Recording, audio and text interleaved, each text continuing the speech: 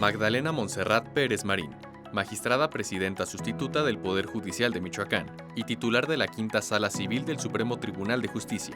Es licenciada en Derecho por la Universidad Michoacana de San Nicolás de Hidalgo, con especialidad en impartición y administración de justicia. En 1992 ingresó como meritoria al Poder Judicial de Michoacán y en 1994 inició su carrera judicial como escribiente de juzgado y escribiente de sala, para posteriormente ser secretaria de sala. En 2006 tomó protesta como jueza siendo designada titular del Juzgado Mixto de Sinapecuaro. Desempeñó también su labor como titular de juzgados mixtos, civiles y familiares en distritos como Ario de Rosales, Tacámbaro, Pátzcuaro y Morelia. En 2021 participó en el concurso de oposición abierto para ocupar el cargo de magistrada civil, del cual fue elegida por el Congreso del Estado, y desde esa fecha se desempeña como magistrada titular de la Quinta Sala Civil del Supremo Tribunal de Justicia de Michoacán. Ha sido disertante y ponente en diversos cursos, foros y conferencias, así como docente o capacitadora para personal que ingresa a cursos de formación y concursos para ser parte del Poder Judicial en categorías de actuario, secretario y juez. Es autora del libro Guía para el Juicio Oral Mercantil y coautora de Desafíos para la impartición de justicia en el siglo XXI. Integra y coordina el grupo de trabajo en el Estado para planear la implementación del Código Nacional de Procedimientos Civiles y Familiares. Además, ha sido integrante de la Red de Jueces Orales Civiles y Mercantiles de la Comisión Nacional de Tribunales de Justicia de los Estados Unidos Mexicanos. En febrero de 2025 fue nombrada por sus pares como presidenta sustituta del Supremo Tribunal de Justicia y del Consejo del Poder Judicial de Michoacán. Derivado de la reforma judicial, fue elegida por voto popular para ser magistrada del Tribunal de Disciplina Judicial que entra en funciones el 15 de septiembre de 2025.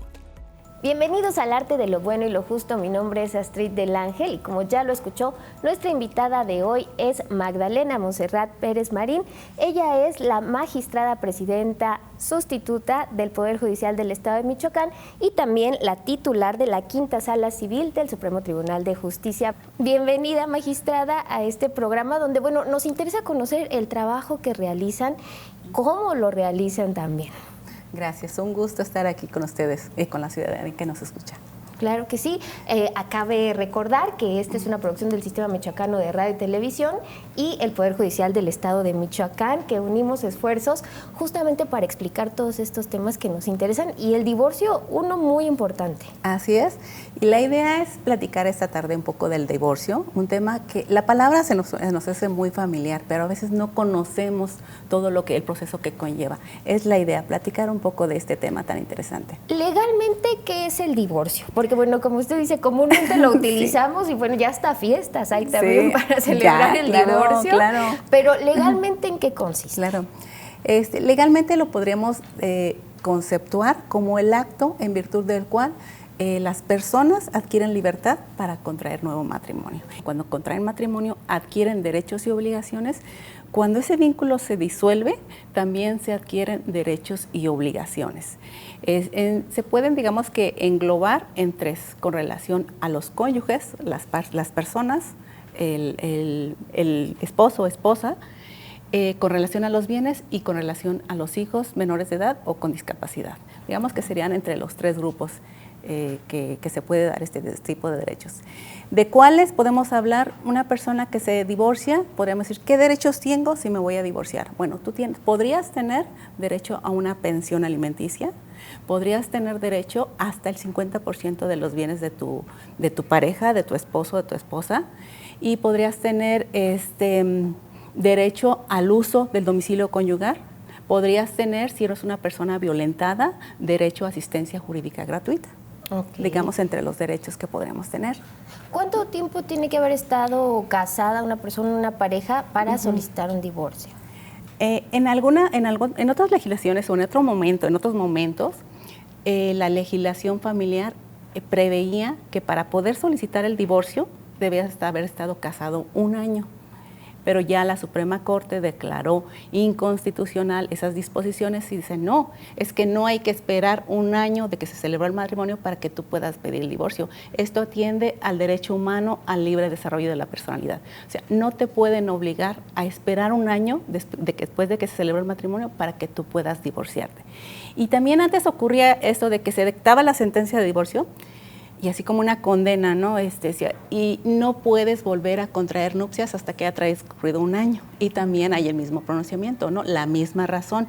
No pueden impedirte que tú libremente te vuelvas a casar al día siguiente de que te divorciaste. Ok, muy bien. ¿Cuáles son las vías para promover un divorcio, magistrada? Es muy interesante tu pregunta, Astrid. Fíjate que si pudiéramos como dividir los mecanismos para acceder al divorcio, yo te hablaría que hay un divorcio bilateral y hay un divorcio unilateral. Cuando hablamos de un divorcio bilateral, significa que hay el consentimiento de las dos personas para divorciarse. Y puede ser judicial, ante el juez de primera instancia, lo que llamamos por mutuo consentimiento. Puede ser notarial. Van con el notario, le presentan la solicitud, la ratifican y el notario declara el divorcio. Y puede ser administrativo ante el registro civil. Lo mismo, presentan su solicitud, la ratifican y se declara el divorcio. Creo que hay una pequeña junta a los 15 días, pero el trámite bilateral es el más sencillo. El complejo es el unilateral. El unilateral hablamos de aquel procedimiento que se sigue ante un juez de primera instancia cuando solo una de las personas está conforme o quiere solicitar el divorcio. Se tramita en un procedimiento ordinario oral ante el juez. En todos los procedimientos de divorcio que se llevan ante un tribunal, ante un juez de primera instancia, hay la necesidad de presentar un convenio, si es bilateral, si las dos partes estamos de acuerdo, pues nos ponemos de acuerdo como esposa y esposo, él se pone de acuerdo. Vamos a llevarle al juez. Esto es lo que queremos para nuestros bienes, para nuestros hijos, con relación a nuestros derechos y obligaciones mutuos, ¿sí?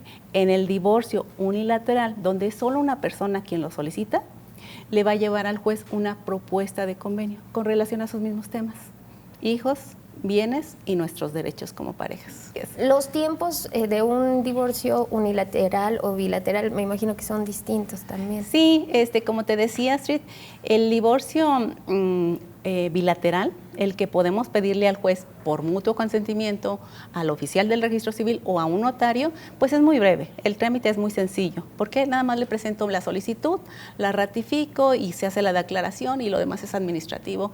Las anotaciones, el levantamiento del acta de divorcio, las anotaciones en las otras actas y ya, es muy breve. El trámite que es más prolongado es el unilateral, el que se lleva ante el juez de manera contenciosa. Y el bilateral, que se lleva también al juez por mutuo consentimiento cuando hay hijos menores de edad, también es más o menos rápido, porque es solamente presentarle al juez: juez, nos queremos divorciar. Mira, te traigo este convenio. Así queremos regular los derechos y las obligaciones que tenemos para con nuestros hijos, relación a nuestros bienes y entre nosotros. Y el juez lo revisa, lo aprueba, una audiencia, ratificamos y se declara el divorcio. Esto podría ser, hablando del término, pudiera ser en 3-4 semanas, ya está concluido un divorcio por mutuo consentimiento ante un juez de primera instancia. Te decía, el más prolongado es el unilateral. Y ahí, pues, un término exacto no lo podríamos tener, porque hay muchos factores que inciden en cuánto va a durar ese divorcio. No es lo mismo, decía yo, un divorcio donde no hay hijos, donde estamos de acuerdo con los bienes o ya nos pusimos de acuerdo con relación a quién va a tener la guardia y custodia, cómo se va a convivir con hijo, a un divorcio en el que las emociones a lo mejor todavía están un poco fuertes entre las parejas, los sentimientos, no hemos llegado a acuerdos y ese proceso de divorcio puede llegar a tardarse 1 año, 2 años, 3 años, según los problemas que se generen para llegar a un acuerdo entre las partes. Pues, y bueno, ya para acabar, digamos, con los pormenores del trámite, ¿cuánto cuesta divorciarse? Para ver si nos alcanza para la fiesta. Sí, es una pregunta muy común. A veces cuando se enteran, conocen que eres abogada, me dicen, oye, me quiero divorciar, pero ¿cuánto cuesta? ¿En cuánto me va a salir el trámite? Bueno, hay que precisar primero, ¿no? Poder Judicial no cobra, digamos, por los servicios que presta. Todos los servicios de administración e impartición de justicia que proporciona Poder Judicial son gratuitos, ¿sí? O sea, las personas juzgadoras, todos los operadores jurídicos, ninguno va a cobrar nada por los servicios que deban proporcionar al usuario del servicio. Ahora, es diferente de si me voy a divorciar, pues necesito la asesoría de un abogado. Puede variar el monto del servicio que yo requiera, el despacho al que yo busque, el abogado, el prestigio, el tipo de divorcio que vaya a solicitar o que vaya a requerir. Puede ser un divorcio muy sencillo, que solamente necesito el acompañamiento, la asesoría para hacer el escrito, el trámite. Ya tenemos definido con mi pareja cómo vamos a convenir o lo que vamos a plantearle al juez. Entonces, es nada más la asesoría. ¿Sí? Entonces, el costo podrá ser menor, pero es diferente si las emociones están muy encontradas, si no hay un acuerdo en relación a los hijos, entonces es posible que eso haga que el procedimiento se alargue y con ello se eleve el costo del divorcio. Magistrada, si yo me casé en Chihuahua o en Oaxaca, ¿me puedo divorciar en Michoacán? Sí, claro, claro. En algún momento, en otro tiempo, se decían, bueno, era la competencia, era el lugar donde se contrajo el matrimonio o donde vivieron los cónyuges. Ahora, en Michoacán, la competencia, o sea, es juez competente para conocer de un divorcio, un procedimiento de divorcio, hablo del unilateral contencioso propiamente, el domicilio de la persona que lo solicita. O sea, si yo vivo en Morelia, el juez competente para conocer de un divorcio es el de Morelia, pero no importa el lugar donde yo me haya casado, porque eso ocurre que te casas en una entidad, pero pues otras razones laborales, sociales, económicas te llevan a vivir a otra entidad. Claro. Bien, ya nos medio pusimos de acuerdo, nos divorciamos. ¿Qué derechos adquieren las parejas al divorciarse? ¿Qué derechos? Varían. Hay la posibilidad de recibir una pensión alimenticia. ¿Cuándo puedo recibir una persona, hombre o mujer, no importa el género, el sexo, una pensión alimenticia? Cuando se dedicó al cuidado de los hijos y no tiene ingresos para atender sus necesidades básicas, o cuando teniendo ingresos son insuficientes para ese fin.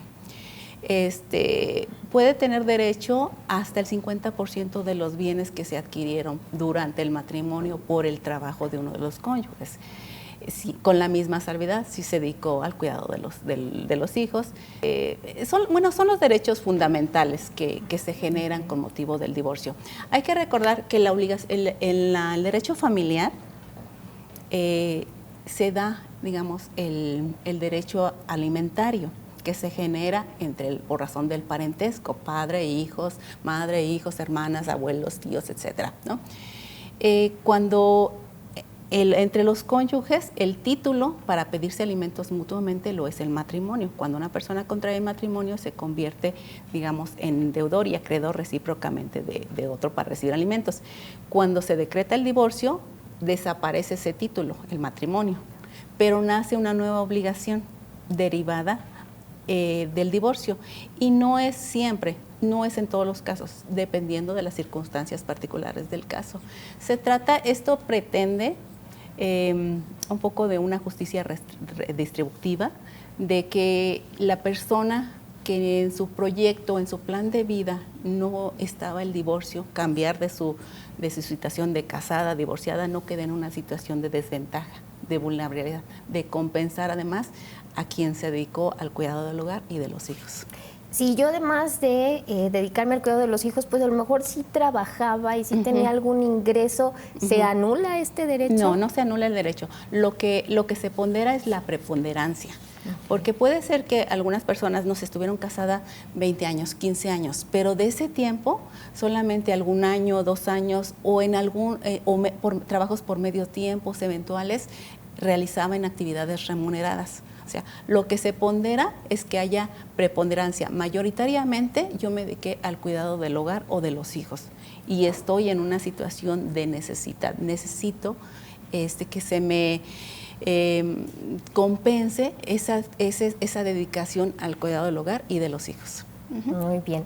¿Qué pasa con la custodia de los hijos? Ya nos pusimos de acuerdo con la ayuda de los abogados, de las personas juzgadoras, pero ¿a qué tiene derecho quien no tiene la custodia? ¿Cuánto tiempo puede convivir? Es una pregunta muy interesante, Astrid. Vamos a tratar de explicarle un poco, ¿no? Cada convenio que hace una pareja está definido por su realidad, por sus roles, los roles que cada uno desempeñó durante la convivencia conyugal. Entonces, vamos a ver, ya se decidió por ambos o por resolución judicial que un niño o una niña debe estar con mamá o debe estar con papá. Bueno, vamos a respetar ese convenio. La primera obligación y derecho recíproco entre ellos es: voy a cumplir con lo que se estableció en el convenio y es mi derecho a que se cumpla. Si se determinó que la niña iba a estar conmigo, yo tengo derecho a que se respete esa convención. Y el padre, o una madre a quien no se le asignó la custodia, que va a tener un régimen de visitas y convivencia, tiene derecho a que se respete ese régimen de convivencia. Igual los derechos, todos y cada uno, lo que quedó asentado en el convenio debe cumplirse en los mismos, exactamente como está establecido. A veces las particularidades de la familia obligan a que el convenio sea más minucioso. O sea, a veces hay buen entendimiento y dices, bueno, vamos a estar de acuerdo que el niño va a dormir contigo viernes, sábado y domingo. Y bueno, lo recoges de la escuela o vas a mi domicilio. A veces entre ellos mismos se ponen de acuerdo en esas dinámicas. Pero si se trata de relaciones muy alteradas, tenemos que ser muy precisos en lo vas a recoger en la casa número 5 de la calle Tul, exactamente a las 7:05 para prevenir conflictos. Y retomando la pregunta, cada una de las partes que firmó ese convenio o que fue ordenado por el juez que cumplieran ese convenio, tiene derecho y obligación simultáneos de cumplir y de que se cumpla con lo que se estableció ahí en ese convenio con relación a la convivencia y la custodia de los hijos. Y esta se determina por los roles que cada uno haya tenido durante el matrimonio. Durante el tiempo que estuvimos casados, yo fui proveedora del hogar. Era mi pareja quien se encargaba de estar al cuidado de los niños, de las niñas, de llevarlos a la escuela, de llevarlos al médico, de llevarlos a sus actividades extraescolares, auxiliarlos en las tareas, bañarlos, prepararlos, etcétera. Vamos a privilegiar que esos sean los mismos roles que se sigan asumiendo después del divorcio. Esto de trastocar en lo menor posible la dinámica familiar. Los niños, las niñas, sí, claro, los adolescentes, ¿tienen voz en esta parte? Por supuesto. Todos los niños, niñas y adolescentes tienen el derecho de participación, tienen derechos a que se les informe la existencia de un procedimiento de divorcio en el que papá y mamá, o mamá, según como está establecido el matrimonio, se van a separar y a ellos a opinar. Las personas juzgadoras en los tribunales, cuando se dan estos procedimientos, llamamos a niños, niñas y adolescentes, les informamos de la existencia de los juicios y les pedimos su opinión al respecto. Obviamente siempre lo hacemos acompañados de psicólogos, se hace como una pequeña entrevista previa del psicólogo, tenemos un psicólogo adscrito al área familiar, quien se va a entrevistar con el niño, la niña y adolescente y con lenguaje apropiado, según la edad, las circunstancias del niño, le va a tratar como establecer un poco un primer contacto para que nos informe a los jueces, juezas, el niño en qué condiciones viene. Puede hablar, puede participar, ser escuchado directamente, que es lo ideal, es lo que se nos pide, pero de otra manera, si es que el niño emocionalmente no está estable, emocionalmente ahorita no está en condiciones o no quiere hablar, se respeta esa voluntad y no se le escucha, ni se le pregunta, no se le informa del procedimiento, ni se le pide parecer. Cuando sí está en condiciones el niño, la niña de ser escuchado, ya después de tener esa pequeña entrevista con una psicóloga, pasa con nosotros y lo platicamos así como estamos en este momento tú y yo, tratamos de hablar con él en un lenguaje más sencillo, más cómodo para ellos, para ella, preguntarle cómo estás, un poco de empatía, generar empatía y después pues tratar de indagar de alguna manera cómo está su relación con papá y mamá, o con quién vive en este momento y con quién le gustaría vivir en lo subsecuente. ¿Hasta cuándo se termina esta obligación con la expareja y con los hijos o hijas? El tema del derecho alimentario para con una persona que se ha divorciado, si en una sentencia me dicen es que la esposa, el esposo tiene derecho a que tú le sigas proporcionando una pensión alimenticia, porque generalmente se entiende que se viene proporcionando, esa obligación en la legislación familiar la tenemos prevista literalmente, dice, por el mismo tiempo. Si estuvieron casados 2 años, 2 años. Si estuvieron 5, 10, 15, 20, el mismo tiempo que duró el matrimonio. Pero por interpretaciones de la Corte ya nos ha dicho no es tan estricta y tan a rajatabla la misma medida. Vamos a ponderar las circunstancias particulares del caso. La pensión alimenticia es una forma de compensar, de resarcir a la persona que no tuvo los mismos costo, oportunidad de prepararse, de acceder a un nivel de vida profesional, de tener un empleo, entonces por el tiempo que ella lo necesite. Puede ser que una persona que hoy no tiene una posibilidad de acceso al empleo, un trabajo remunerado, pero se le proporciona una pensión alimenticia por cierto tiempo, vamos a poner 2 años, 3 años, se prepara una carrera, sale adelante, ¿no? Y llega un momento en que está en condiciones ya de ser autosuficiente, de proporcionarse a ella misma lo necesario o a él mismo lo necesario para subsistir, hasta ese momento cesaría la obligación. Si no estoy de acuerdo porque no me dieron la custodia a mí, ¿qué puedo hacer? Bueno, si estamos hablando de una sentencia de primera instancia dictada por un juez al concluir el procedimiento en la primera fase, podemos hacer valer un recurso de apelación para que conozca un magistrado en una segunda instancia, digamos, se le expone a la persona magistrada las razones por las que consideras que la decisión del juez que tomó en relación a la custodia no es correcta, no es acorde al interés superior de la niña, al niño, adolescente, que es lo que debe priorizarse, y el magistrado emitirá su decisión. Incluso ahí todavía, si no estás conforme con la segunda opinión que emitió un magistrado, aún tienes el recurso del juicio de amparo. Magistrada Monserrat, pues ha sido un programa muy intenso con muchísima información. Se nos agota el tiempo, pero yo le quiero agradecer que nos haya acompañado en esta emisión de Lo Bueno y Lo Justo. Al contrario, un gusto estar contigo, platicar de esos temas tan interesantes. Seguramente tendremos otra oportunidad de seguir ahondando en este tema del divorcio, las obligaciones y derechos que de él deriva, pero bueno, en 30 segundos, si usted quiere darle algún mensaje a la población para que se acerque al Poder Judicial. Gracias. Más que el acercamiento al Poder Judicial, ya que hablamos del tema y que es tan interesante, tan necesitado en la ciudadanía, yo más que un consejo hacia ti lo personal diría, bueno, si estás pensando, si estás considerando la posibilidad del divorcio, yo sugeriría respetuosamente un acompañamiento con un poco de un profesional en psicología y eso. El divorcio es un duelo, también es un duelo. Entonces hay que enfrentarlo con herramientas emocionales, porque cuando tenemos hijos o hijas, entonces hay que estar enteros, emocionalmente estables para poder ver por ellos. Ellos lo necesitarán, para poder enfrentar ese proceso de divorcio. Pues hasta aquí el arte de lo bueno y lo justo. Le esperamos en la próxima emisión.